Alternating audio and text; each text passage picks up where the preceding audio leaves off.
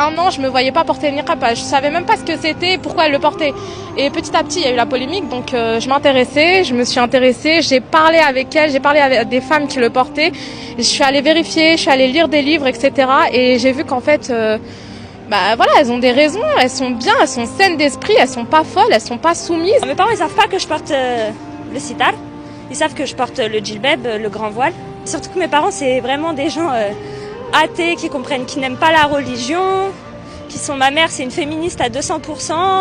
Mon père, ils occupent des postes assez hauts dans la société, architectes, hein, donc c'est des gens très cultivés, qui ont voyagé partout, qui connaissent beaucoup d'hommes politiques, etc.